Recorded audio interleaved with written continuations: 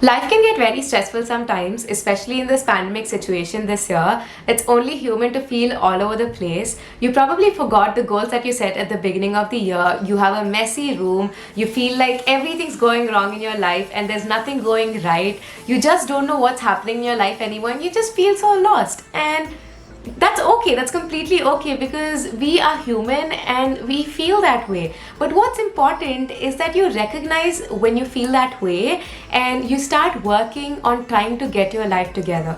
And that's why in today's video we're going to be talking about tiny ways and habits to help you get your life together. These are things that will take you 10 minutes each day, but at the end of the day they will make you feel a lot more put together and a lot more relaxed and organized as well. So let's get started. The first thing that I want you to do is to take a break. I know that life is super busy, you have no time for yourself, you don't have enough time for your work as it is, and now that I'm saying take a break, you're like, I don't have time. I understand that. But what you need to remember is that if you're not at your best, if you're feeling stressed, if you're completely tired and just not in the right state of mind, how can you get your work done well? It's important for you to be at your best so as to put the best work out there, right? So all you have to do is pick up a mug of hot water, green tea, coffee, tea, whatever you like, and just sit down in a place, a quiet place where there's no one, and don't have a device at your hand, forget your mobile phone, just sit there, sip on your drink and just relax. Don't think about everything that has to be done. All you have to do is relax and just take a break.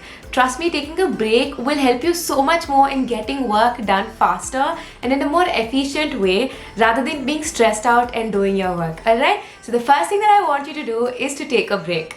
What I want you to do after taking this little break is to place your mug on the floor, cross your legs and just close your eyes. I know that we're so busy and that's the reason it's important to do this, to be still and to take time to breathe mindfully. So all you have to do is once you close your eyes and cross your legs, just inhale and exhale deeply, and as you exhale, don't forget to release all the stress that has been built up. Alright, so the next thing that I really want you to do is sit down and meditate for a few minutes. That's all you have to do, and trust me, by just doing the first two things you will feel a lot more relaxed. The next thing I want you to do is to go to your desk, pick up a pen and a paper and sit down to journal. Journaling is one of the best forms of releasing all the stress that you have, figuring out what is going on inside your head and why is it that you feel all over the place. Is it your surroundings? Is it your work, your online classes? What is it that's making you feel stressful and just all over the place? Journaling has helped me a lot and I cannot explain enough as to how good it is for you. So all you have to do once you've picked up a pen and a paper is to sit down and write whatever comes to your head. Just write down without thinking, is the grammar right? Are my spellings right? Is my handwriting good and all of that? Just sit down and write whatever is coming into your head. Any random thing, just put it down, and by the end of your journaling, what you'll realize is that you kind of feel a lot more relaxed and you don't feel like your life is a mess anymore. You just feel like, okay, I understand where things are going wrong and I'm going to be solving all of that. So that's how you get to feel once you're done journaling. In case you feel like you don't know what to journal, you don't know what to write, here are a list of questions that you can answer that will eventually help you figure out what's going wrong with your life and how to even rectify that. Alright, so here are the 5 questions that I often like to ask myself if I don't know what is going on in my life. What is going on in my life right now? Am I feeling stressed? If I am, why am I feeling stressed? What are 3 things that I'm grateful for? What are a few aspects of my life that I can work on improving? What can I do now to feel better and to get my life together? So these are 5 questions that I want you to sit down and write just to feel a lot more put together and understand what you're really going through. The next thing that I want you to do is to turn to a new page and just write down all the goals that you had for this year. I know at this point you probably have forgotten your New Year goals, and I know you had these big goals and dreams for yourself for this year, and a lot of them might have been shattered because of the pandemic as well. But it's important for you to make the best out of the next few months that we have and forget about what has happened so far and just make it a fresh start and work on achieving those goals in the next few months. So what you have to do is sit down down and write down your top 3 goals for the rest of the year. So write goal 1.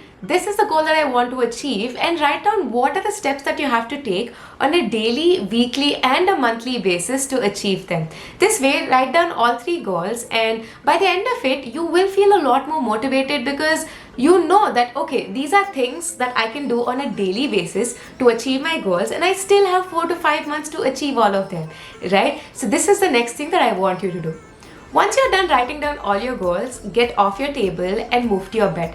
I know for a fact that because of how busy we all are, most of us don't really have time, or we just say we don't have time to make our bed. But making your bed has so many benefits, and it's pretty scientific as well, honestly. When you make your bed the first thing in the morning, or at least at some point during your day, what happens is you've achieved one small task. You finished one small task in spite of the fact that it is a very easy and a task that requires little effort. You finished one small task, and that gives you the motivation to do more tasks, and it kind of puts you in a flow. Once you've done making your bed, you'll go ahead and implement all your other habits as well because you're in that productivity mode. So that's the reason making your bed is super important. All you have to do is tuck the bed sheet into the corners again, fold your blanket, and just straighten out the whole thing. Put your pillows in place, and the reason this is super important is because you just got out of your bed, and if you jump back in there, then the whole day's flow is lost, right?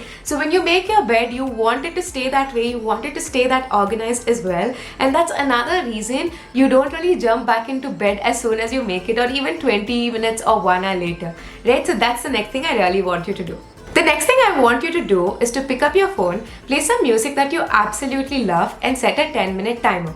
The reason I want you to set a 10-minute timer is because I want you to clean up your room. Very often, the reason why we feel like our life is all over the place and completely messed up is because our room is completely messed up and all over the place, or the house is completely messed up and all over the place. So all you have to do is, when you set the 10-minute timer and start it, just go ahead and start cleaning up everything you feel is messy. Put your clothes back in the wardrobe, clean up your desk, put the books back in their place, and whatever mess that you're seeing in front of you, start clearing up.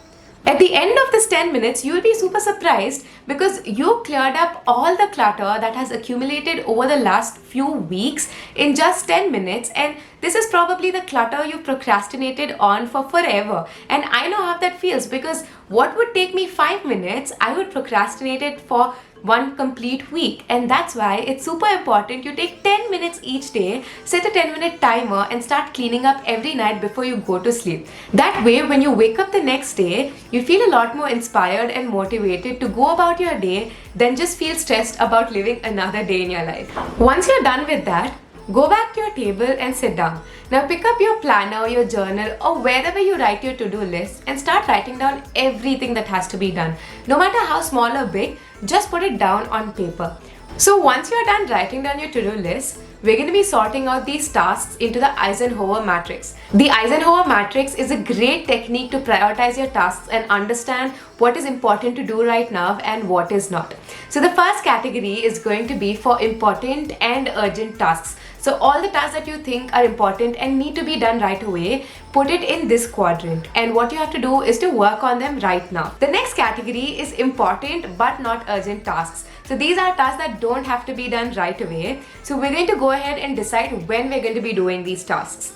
The third category is not important but it is urgent. So these are tasks that you don't need to take care by yourself. You can delegate it to someone to do. So this could be to your parents, to your sister, to your partner, whoever it is. If this is a task that is not important but it is urgent, give it to someone who can do it, and maybe later you can treat them for it. If you have a sibling like I do, you can probably bribe them to do it. I bribe my sister with chocolates and ice cream all the time. The fourth category of tasks is not important and not urgent. So these are tasks that you can delete from your list because they're not important and they're not urgent as well. So maybe at a later point when they become an important task, you can get them done. So once you're done with all of these, I promise you'll feel a lot more better because these are things that I personally do to get my life together when I feel like my life is a complete mess and I don't know what's happening. And I'm pretty sure you're gonna feel the same way. So I want you to remember to take out 15 to 20 minutes each day to take care of yourself because you are important, you do a lot of effort, and you go through a lot. So it's important for you to take care of yourself and love yourself more than anything. That way you'll be able to do your best at everything else. So if you're ever feeling like your life is all over the place and messed up, don't forget to do these series of activities and feel a lot more better instead of just ignoring whatever you're going through and going on with your work and accepting or settling for your life the way it is. I hope you found this video super helpful. Do let me know if you did in the comments below. Also let me know what are a few things that you do on a daily basis to get your life together. I would love to incorporate some new habits into my life. I'm going to be seeing you in the next video, and until the next video, bye bye.